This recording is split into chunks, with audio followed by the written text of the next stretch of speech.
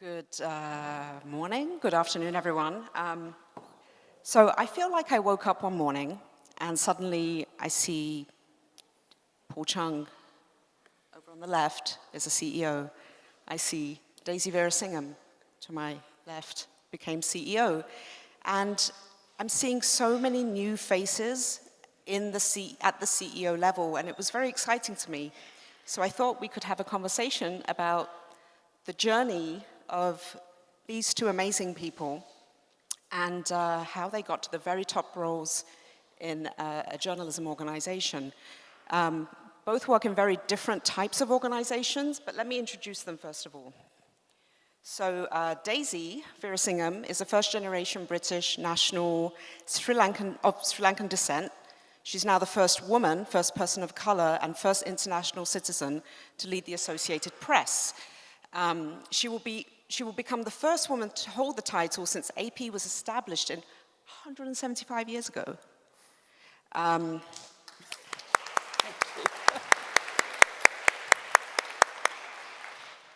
Paul Cheung is the first Asian American leader for Center for Public Integrity, one of the only persons of color to lead a national investigative news organization. So just so many firsts with both of you, right? It's first this, first that, first that. So that's amazing. There are a lot of firsts. But just a little bit more background on Daisy. Daisy joined the Associated Press in 2004. She worked in the sales group for AP TV News and later became responsible for content licensing pretty globally, led the expansion of AP's video business into a digital operation. And prior to that, she had roles at LexisNexis, the Financial Times, before joining AP, and she's a trained lawyer. Paul Cheung, prior to his role, worked at the Knight Foundation, so he worked in philanthropy for a while, worked at NBC News, Associated Press, Miami Herald, Wall Street Journal, all in sort of reporter, editor, manager roles, so in the newsroom. He was also the president of the Asian American Journalists Association in New York. So look, I know I said I woke up one night and all of this stuff happened, but obviously it didn't happen overnight. There's a lot of work that a lot of people put into their careers and their work ethic and ambitions to get to these positions. Is anyone else here a CEO? Hands up. Any CEOs? Cool. Anyone want to be a CEO? Come on now. There we go. We've got a couple of hands up there. So my opener to both of you, perhaps I'll start with Paul. Like, did you always want to be a CEO? And when did you know? Well, so I grew up as an immigrant in America. I moved from Hong Kong to the US. My dream was to actually be a doctor because that's what my parents wanted. And I realized I don't really like sick people. So I got into journalism, and I never imagined myself as a CEO. But I think along my career, I just realized that, as journalism crisis sort of took place in America, there's just continuous rounds of layoff and cuts. I realized that my job and what I want to do is always at the mercy of some mythical figure that is controlling resources. And at some point, I'm just like, what does it take for me to be control of my own destiny so that I could control the resources and really do the journalism that I want? And I think that's sort of led me to pursue being a manager, because I think as a manager, you could control some resources. And then that led me to being a funder, because now you could utilize financial capital to influence journalism. And then that led me to here at CPI, where, how do I leverage the resources that I can control to innovate journalism and diversify journalism? I probably had a similar reaction to when you asked the question, who here wants to be a CEO? I don't think anybody starts their career wanting to be a CEO, and a little bit like Paul, I come from a Southeast Asian family and I was going to be a doctor or a lawyer. So journalism was really the last thing on my radar as well. I think really the potential of being a CEO only came into focus probably in the last 5 to 8 years. Until even up to then, it still wasn't something I was particularly focused on. I think what's important, though, is that you build broad skills so that you're kind of prepared for any eventuality. And I think that's what I did subconsciously almost in preparation. I will say, being a CEO, if you haven't got aspirations to be there, it's a fantastic job. It is a job that I love doing, so more people should want to be CEOs. Daisy, you have this very unique position of experiencing being a CEO in a global organization with one foot in New York and the other in London. Mm-hmm. What have you noticed in the differences in sort of class and race and career ambitions and between the two countries? How people approach that? I think diversity is much more openly talked about and on the radar in the United States than it probably is from my experience in the UK, and I spent the majority of my career in the UK and also probably in Europe as well. So it's much more out there and something that people are very conscious about in the United States. I think, though, my experience is that in the UK, I probably didn't feel like gender or race held me back. When I started my career, it was quite a long time ago, and I really was unusual in journalism, being a woman of colour in journalism in those days. So that meant I stood out, and people remembered me. Now, that's not always a good thing, that people remember you, but it also can be a huge advantage.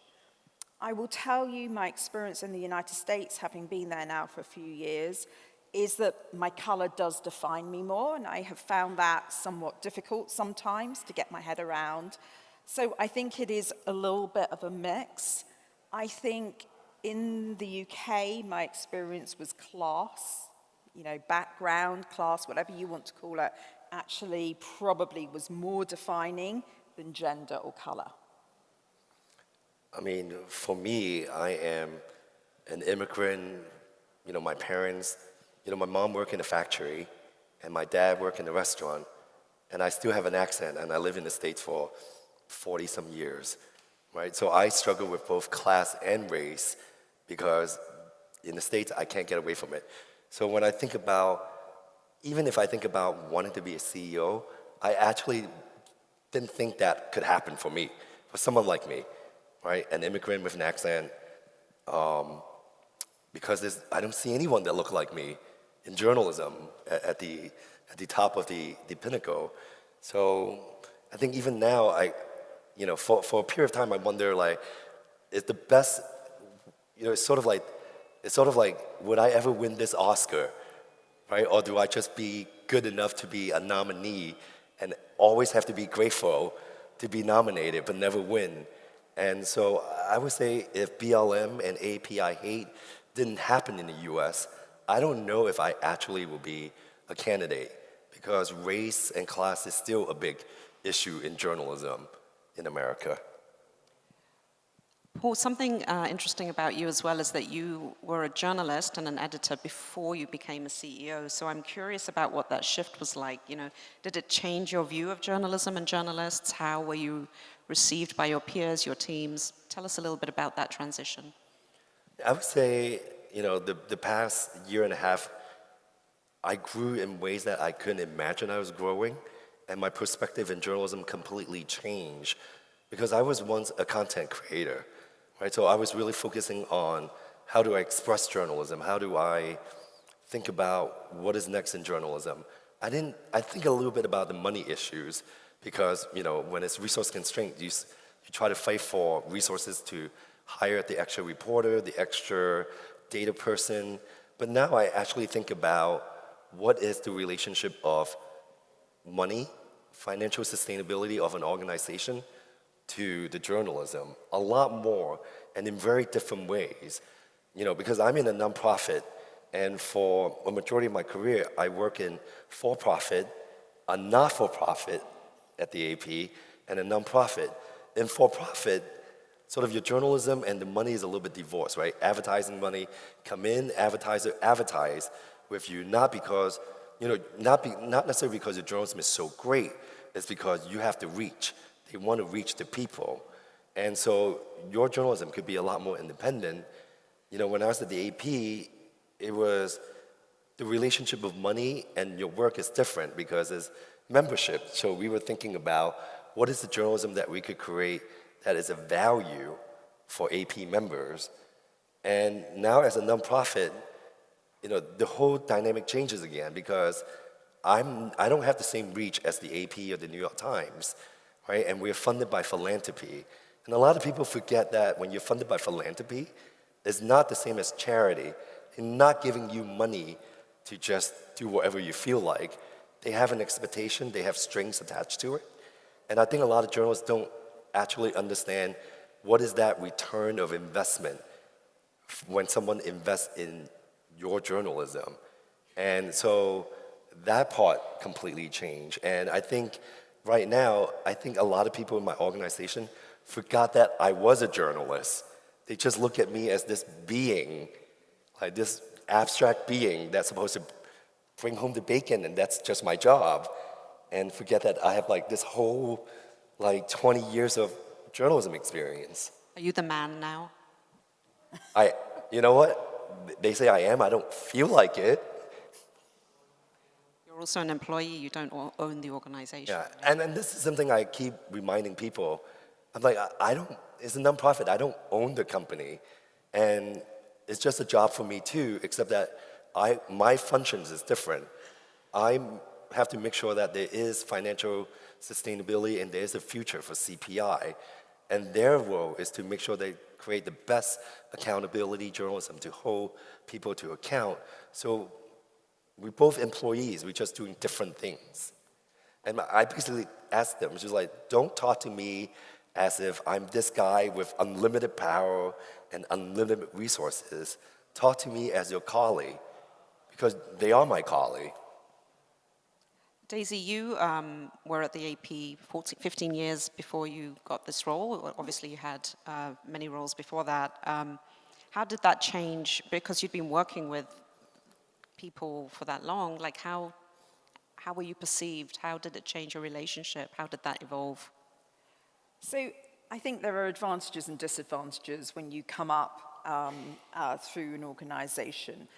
The biggest challenge was suddenly being part of a peer group and having to step away from that. And, you know, the job of a CEO, as I've just said, is a wonderful role to have in media, but it's also a very lonely role to have. And so suddenly you go from having a support network, allies around you, to actually having to operate in a very different environment. And I think for me, that was probably the biggest transition and challenge. And equally for the people that I had been peers with, and you know what it's like on a day-to-day basis, you become friends with people and that relationship starts to change.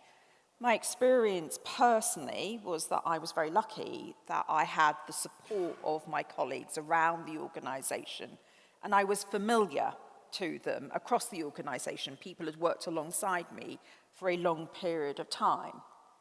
But that does mean that sometimes I do find it tough to make decisions that I have to make because I understand more of the nuance or the personal circumstances around people and impacts. And so I find that aspect to be challenging. And maybe sometimes if you come from outside of an organization, you haven't got some of that understanding. And it does mean that you're much more clear-sighted on some of the decisions that you make. Yeah, I would say the loneliness is really real because think about a majority of our time working, what is like one of the fun things to do? You complain with your peer about your bosses, right? When you're sort of like at the top of the organization, there's no one to complain to. I mean, literally, sometimes I would like have a really bad day and my partner would pick me up and I would say, could we just scream in the car? And we do that. And because I just feel like, I don't know who else I could talk to.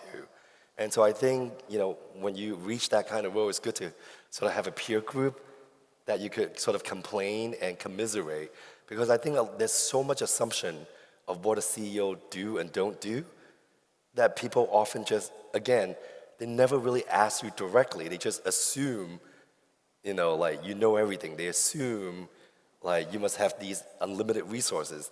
They assume you could just do whatever you want And sometimes I feel like as a CEO, I actually have a lot more constraints to consider than when I was the working journalist. Because when I was a journalist, I had that creative freedom to pursue the stories that I want to do in the format that I want to do, right? As CEO, it's sort of like, the reality is, the budget is the budget, right? Like, I can't print more money to make things happen, and certain things, you have to pay rent, you have to pay IT, so it's constantly sort of like juggling different kind of constraint to make the organization move forward.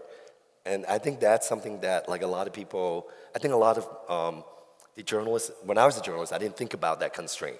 I would just think like, he's a CEO, he could just like increase the budget if he wants to.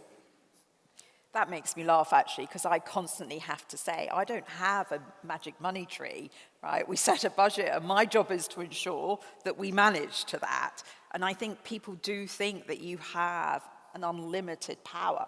I would actually go as far as to say that in an organization with, I suppose, the scale and complexity of the AP, I probably have less access to resources as the CEO than I did in the job that I did previous to that. And I often have to say the power actually in our organization sits at the people below me.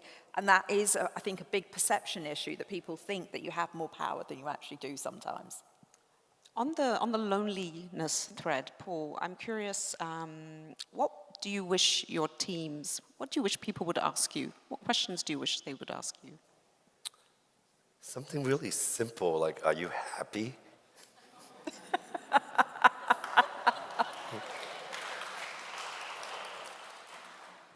Like, how are you doing? It's like, I feel like it's like an open moment. I'm just like, no one asked me how I'm doing. But sometimes that's all you need, because they just assume you have this resiliency that, as if, again, I don't think they humanize that. Just because you're CEO, you have family issues. You have kids you have to take care of. You have elderly parents you have to take care of. You have like bills you have to pay. Right? You have to fix a leaking roof. Like, they're just life. And I think people forget that CEOs are human beings that have lives, and not just here to like, make everyone crazy. And so I think, something simple like, how's your day? Like, and really mean it. Not like, how's the day? Could you, I need you to, increase pay for this one. I need like more travel budget. People want to go to more conferences, right? Like, but just really like, what's on your mind? How's the day? It would be sometimes nice to know when you do something well or in the best interest of the organization, I think. And it's the right thing. You often hear when what you're doing isn't right, or when people are uncomfortable with direction or change. But sometimes we do things that move the organization forward. And sometimes, and it was something I was very conscious of with the CEOs I've worked for in the past, is I would say, oh, you did a really good job in that town hall. Because we all need a little bit of reassurance, or to know that we're on the right path. The other thing I would just pick up on is, I'm a working mother. I have a young and growing family, and I'm dealing with all of the complexities that comes with being a parent who is in a full-time working job. So I get a lot of the challenges and struggles that all parents face when they're trying to balance things. And so talking about experiences are shared, and it doesn't matter what role you do within an organization. I think understanding that we're all dealing, as Paul said, with similar issues in our lives: children, parents, bills, kids going off to college, kids not doing very well at school. All of that is just part of life. And I think, there are lots of different perspectives that we all have that we could learn from if you could get rid of that hierarchy sometimes. I will say I completely agree with you about the feedback loop between CEO and everyone else is very one-dimensional, in a way that sometimes I feel like, am I really effing this up every day? Because all I hear is like, what is not working? When it's working, I think there's the assumption that it's supposed to work and you're supposed to fix everything. But if I don't know if something is working really well, then how would I know what to double down on? So I feel like the feedback loop is usually lopsided toward the negative rather than like, hey, this is the part that it is really working well. And that way I know like, okay, good. So I could sort of move on to other things. So both of you were appointed in the last few years, 2001, 2002, like hot on the heels of a global pandemic, a war in Europe, inflation, global general polarization of society.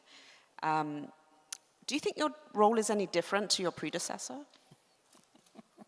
Well, based on that, it certainly sounds more challenging. Listen, I think any job you go into, you should be bringing something new to it, regardless of what job that is, right? It's about evolution. And so I'm not going to say that the job that I have today is harder than the job of my predecessor, because I just think the challenges are different. I do think that there are two particularly big challenges for journalistic organizations at the moment. The first is the monetization, because fundamentally, media organizations need to be financially secure so that we can continue to do the work that we do, the journalism that we do, and that's the link. It's not about the pure money, it's about reinvesting back into the journalism, and that's certainly become a lot more challenging over the last 5 to 10 years, and that's going to become increasingly more challenging. So the diversification of media that is required, of journalism that's required, takes a lot of effort, and they are not skills that are naturally in organizations. You may have been used to working off 1 or 2 models, and now you've got to have 4 or 5 models to sustain yourself, and you don't necessarily have those skill sets. So that's the first thing I would call out as a challenge. The second thing for me is just the complexity that we're dealing with in terms of staff safety.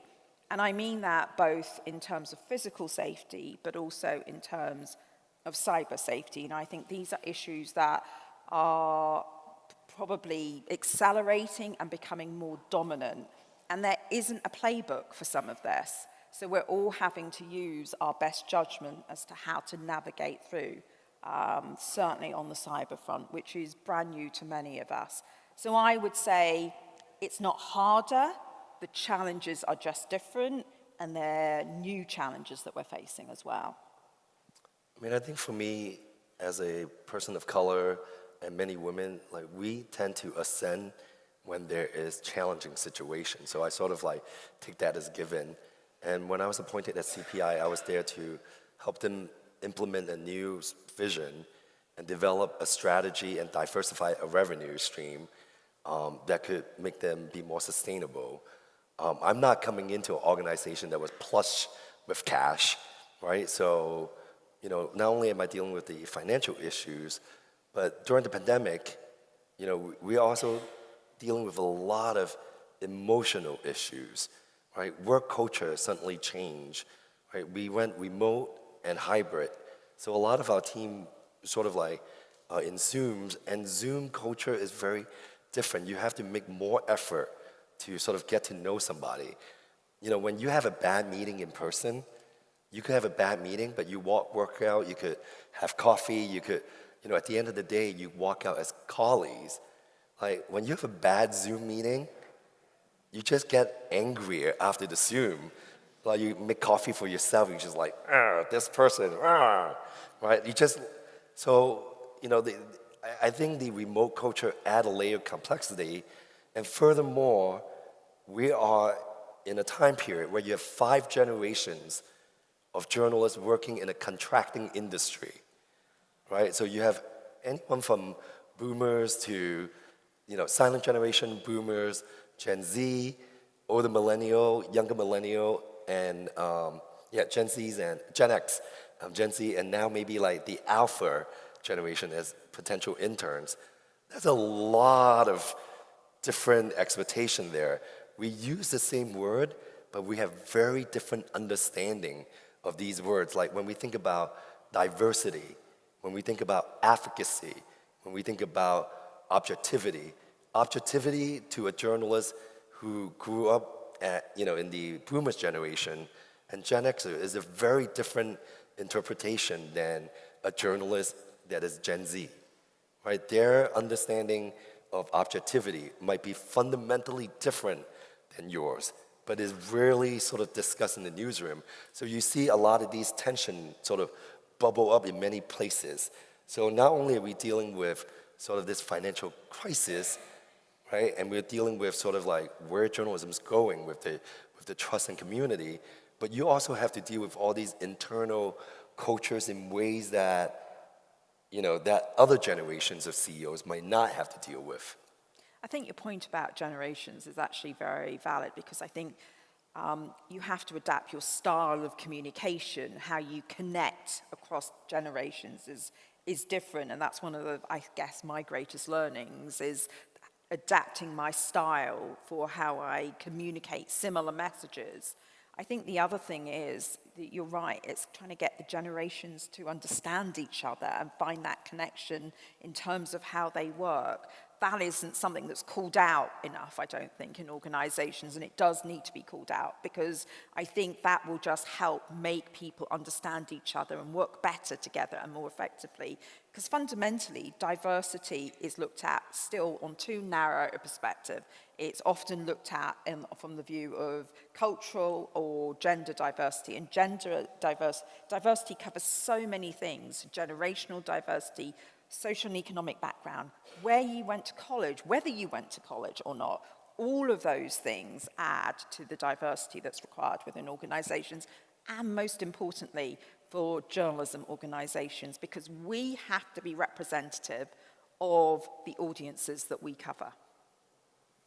So given the richness, let's say, of the multi-generational teams that you lead, and also multi-generational audiences that you're talking about as well, how do you make decisions? How is your management style? How do you adapt to all these different groups? So I'm going to say that Paul and I probably have different styles of decision making. Some of that's driven by different organizations. How do I make decisions? I would say two things: data and a fact-based news organizations. You need to use fact in making decisions. But the other thing is relying on your instincts and your judgment. And I think too often we've been taught in today's modern world to really only make decisions based on data and fact-based and, having a big and developed business plan. And they are really important, don't get me wrong. I'm never going to say that they aren't. But you have to weigh those with your judgment, your gut instinct, the sensory things that you pick up as you go. So when we are trying to deal, let me give you an example, we're trying to deal with a very difficult situation. There's a group of people in a room together. I often won't say that much, and that's not because I don't have an opinion or don't want to express my opinion, but I am often observing what is going on around the room. I watch the eye contact between people. I watch whether people engage or lean back. I watch whether somebody in the room is really in agreement with something.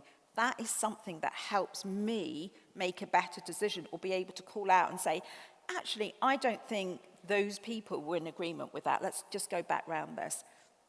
So I would say it's a combination of facts and data, absolutely, but it is also about using more of your sensory skills to pick up some of that emotional stuff that can often get missed. Yeah, I mean, to me, I'm trying to be consistent with how I make decisions. So I often think about what's the best case scenario versus the worst case scenario, and then using data to sort of like map out the scenario.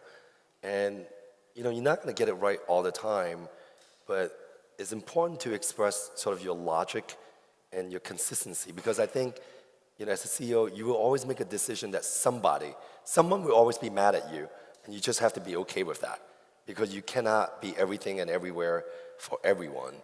And so a decision will always, favor a fraction of people, and some people will feel like they don't have it. But you have to be able to justify sort of your rationale of decision making. So how do you be as consistent so that people understand that anytime they bring a scenario to you, that they could predict my thought process and what the likely outcome is. And then from there, then I will sort of like, if I'm consistently making bad decision and they inform me, then I have to rethink about sort of that rubric. But a lot of it is just really looking at where do we sit, how do we compare to the trends in the industries and our peers, and and financially, what is it that we can do? I do find that right now, and maybe that's a trait of journalists, because when we publish a product, it's refined, it's edited, right? Like it took you many, many different layers. And as sort of like a CEO and also entrepreneur, sometimes good enough is good enough. And I constantly have to remind folks that like, I'm not looking for perfection, because there's no such thing, perfection. Like sometimes I'm just looking for good enough. And I think a lot of journalists feel really confused about that, because they want to sort of like, when you have a big investigation, a big project, you're almost like birthing this like Fabergé egg. And so to just tell them like, you don't need perfection, like, it's just like, what are you talking about? I think sometimes it's about making a decision and moving it on. Understanding sometimes that that decision may not be perfect, but that you may have to think about how to iterate from that decision. Because I think Paul is right. I think as journalists we're taught to be perfect. And I think in today's environment, even our journalism, right, you don't craft a perfect story often anymore. You get it out quickly and then you move the story on as it develops. The same is true in the running of a journalistic organization, I think. We're going to have Q&A later, so if start thinking about that while we have these amazing two people on stage. I do want to say, while looking at the conference agenda this year, what strikes me is the number of, how much conversation there is around AI right now, for obvious reasons. Is this something on your mind? How are you thinking about the future of your organizations with this sort of burgeoning technology? Yes, I don't think there's any organization that doesn't have AI now very much at the top of its agenda. So I'm going to say a few things from my perspective on this. First of all, I think that this is a fast-moving and evolving area. So what you think and say today, I don't believe is what you're necessarily going to think and say in a year's time. But I'm currently, and the AP is currently looking at it in two ways. The first is there is no doubt that using artificial intelligence helps the efficiency and effectiveness of your news report. There is no doubt. We've actually been using it, when I looked, since 2014, so almost 10 years, and I will tell you that it has improved our efficiency, it's taken away tasks that we were doing, and allowed our journalists to focus on more valuable reporting. Let me give you an example. Using a transcription tool now allows us to actually create an automatic transcription of what goes on in a conference, as opposed to a poor journalist having to write all of that down. And that means they're focused on more of the storytelling. So there are really important enhancements, and I see automation and artificial intelligence being a really important part of every end, from news gathering through to delivery of content. It is going to be a more important part of what we do, because it creates effectiveness in what journalists do. However, there is no doubt that it poses a serious challenge to our intellectual property. And that is a big concern to all content creators and originators of media. And we have to, I think, as an industry, come together to create a legislative framework that will better protect our IP, because these tools are learning and are becoming smarter as a result of the work that we do. And we need to ensure that we are protected, because otherwise we will face an existential threat if we don't respond in that way, I think. Has that coming together started yet? Are news organizations talking to one another about it? Yes, we're involved in a number of discussions. As always, we all work really well together in the field, but when we have to come together on some big issues like this, I think it's almost a case of nobody knows who's going to step forward and actually take the lead. So I think that's what's kind of going on at the moment. But it is going to, I think, need the industry to come together to lobby as well very heavily for changes to protect intellectual property. And we can't allow what happened with search to happen again. I 100% agree with what Daisy's saying. And the way I think about AI, first, I love it because it helped free up all the mundane tasks, and I could be more creative in the work that I do.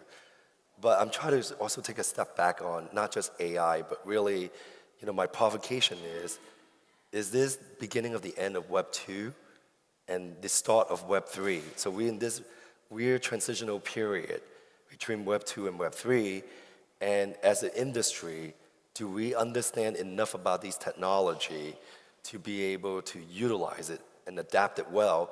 And are we an active participant in the conversation and shaping of the ethics, of the limitations, right? Because I think we were late to the game with Web 1 and Web 2, so we were never an active participant. We were always sort of like chasing after the adoption. I think there's an opportunity for us here, right now, to really say, this is what we think AI can be doing, and here's what we think is unethical to do, right? Similar to, scientists who think about bioethics. Like, we as an industry is too fragmented. But, I know from my previous job, the Knight Foundation is doing a lot of great thought leadership around that area. They funded a lot of AI work. They funded a group called Partnership for AI that focused a lot of ethics in journalism, because the ethical questions that we have is probably the same ethical questions that the technology has. And in fact, journalists is better equipped to raise these ethical questions than some of the technologists, because we've been in this game much, much longer. Right? The way we think about ethics, if using Photoshop, the ethics of, do we disclose, minors of sexual assault victims? Like, we ran through these scenarios before. Technologists might not run through these scenarios. So I feel like this is our time to actually be an active participant in how Web3 could be shaped, and not just assume the tech sector will get this under control, because clearly they didn't in Web 2. So why would they have this under control in Web 3?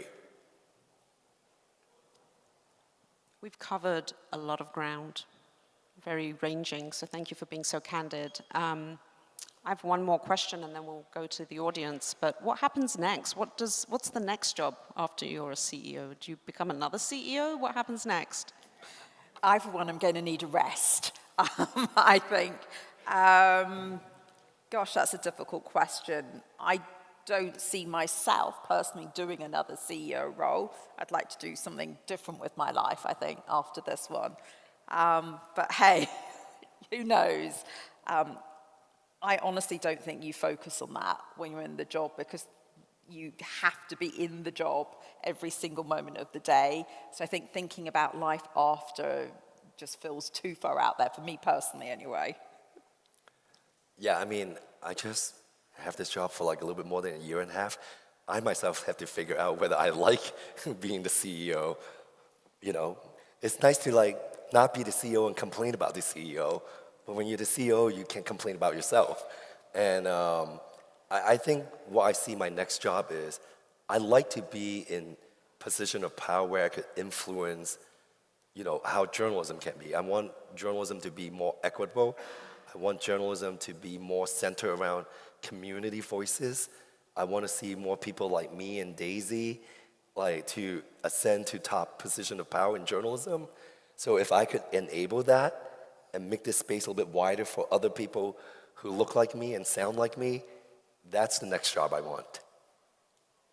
Thank you. So, who's curious?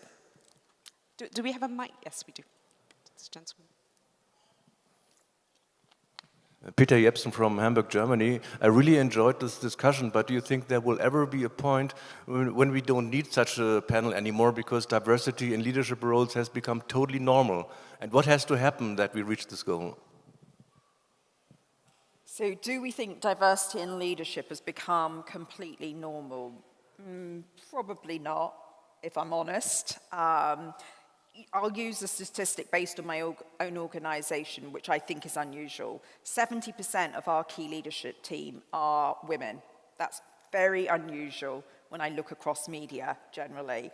So do I think it's time that we don't need to worry about panels like this to raise the profile of diversity? I really wish we were there, but I'm not sure we are quite yet.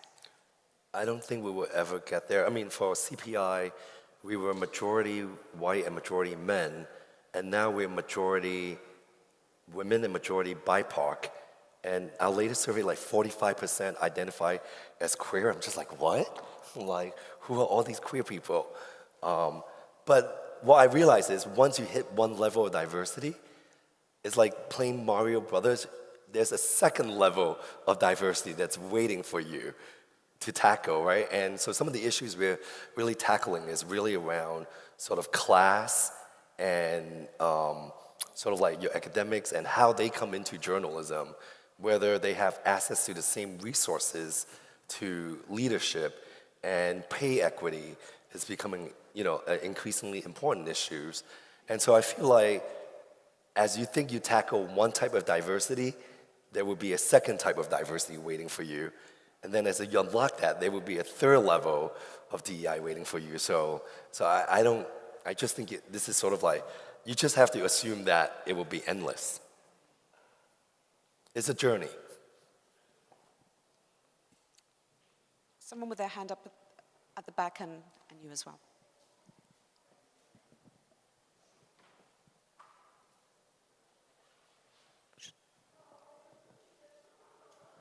Should I go?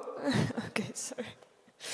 I have a question. I'm also CEO of a smaller company, I guess, but still, what's the percentage of time you spend, basically making money and trying to get another piece of pie into the house, and then managing the team and building bridges and doing all that stuff, trying, to figure out how to make that whole operation sustainable? Yeah, that's a really good question, and you appreciate this as well. It depends on what's going on. I would say that for me personally, I try and divide my time a third kind of on the external money end of it, a third on the journalism end of it, and then a third on managing stakeholders, which in my job is quite important. And that's roughly how I kind of tend to figure out my time. I don't know about you, Paul. So I'm a small organization like you, so I think it fluctuates almost like week to week or quarter to quarter, right? Because with the economic downturn, as a nonprofit, we rely on philanthropy and individual giving. And so during these economic downturn, philanthropy and individual giving tend to be more conservative. So more time I'm spending on sort of the fundraising and the cultivation, and maybe I have less time in terms of the culture building. And so part of, being a small organization, you have to be comfortable of saying that this is your number one priority. With this thing is a nice to have, but maybe you're not going to be able to do your best right now, or you have to delegate it to somebody. And so I would say in small organization, you often have to sort of adjust your priority based on the situation on a regular basis.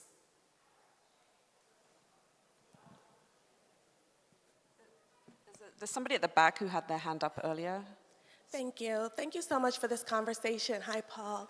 I'm curious if you could talk about one specific example of how you've changed the culture in your newsroom. And then it's kind of a two-part question. What is your strategy for making inclusivity lasting and not something that's just fleeting, that's here while you're the CEO, but then changes once you leave? I'll kind of wrap it all in just because I'm conscious a little bit of time. Fundamentally for me, it's about the diversity of hiring pools. That's something that we are very, very focused on in terms of how do you make it last. So if you have a diverse hiring pool right at the start of your process, then our belief is you are more likely to make the right choices when you come to hiring. And when we don't see diverse candidates or representative candidates come out in hiring, we go back and look at the hiring pool to make sure that it was diverse to begin with. And remember, we've talked about, you've got two people here who have talked about diversity on a number of different levels. So I'm not just talking about gender and color here, I'm talking about all types of diversity. But I think that's really important as to how you make hiring more impactful in your organization over the longer term. I think for us is because we got to sort of a race and gender diversity. So right now, for us to make sure that this lasts and we become an inclusive culture, we really have to have to change every single processes that we have and make sure that it has the diversity rubric. So, for example, something that we are piloting is when we do recruitment, you know, because what we realize is like we want leadership, we want people who are active in the community, but we never really put a value around that in compensation. So right now, when we sort of when we do the recruitment process, we're very transparent about this is our value, this is the jobs that you have, but these are the values that we have as an organization. And how do these values translate into part of a compensation package? And so I think you have to start changing the systems within your organization. How do you evaluate performance? How do you evaluate vendors? Right? How do you evaluate your sources? I think everything has to be re-examined, because if you don't change the system, there's no guarantee that after I leave, things will stay intact. So you have to build a system that becomes so organic, where by practice, there is no other practice that you could adapt, because this is the most effective way for you to build the outcome. So I think, you know, and that's something where us being a CEO could affect, right? We could really affect a system level thinking rather than let sort of chance happen, right? So how do we make sure that in this moment, that we're doing the right thing, and how do we systematize that into a process of practices that will be part of the institution culture, I think is really important. I think we have time for one question. Yes? Okay, one question. Shazna, it's Peter Bale here. I used to be CEO of the Centre for Public Integrity a couple before Paul came. Daisy, may I ask you a couple of questions about this AI things that you raised? Were you surprised when you saw the volume of content from the AP and from Reuters that had been absorbed into the ChatGPT OpenAI large language model? Mm-hmm. And do you think that this question of news is why they've stopped it at 2021, to try and sort of not have this issue about running news? So I didn't quite hear your second question, sorry. It's about, you know, so the OpenAI model stops at September 2021, which means that they're not theoretically ingesting your current output, but they have everything you've ever published prior to that. Yes, yes, we were surprised, and that's why I make my point about, you know, it is an existential threat if we don't figure out how to protect everybody's copyright. Because it's about all of the content that these systems are using that will make them smarter, that will make them be able to compete with us. We have to be honest about that. They will be able to compete with us if we don't figure out ways of protecting our intellectual property. The other thing is, if your biggest monetization model is driven by advertising and search, and now you don't have to go back to you as a content originator for those results, then that's a fundamental another pressure on that business of, we need the money to keep journalism funded in the world at large. So yes and yes probably to both answers. Thank you. Thank you to Paul and Daisy for sharing.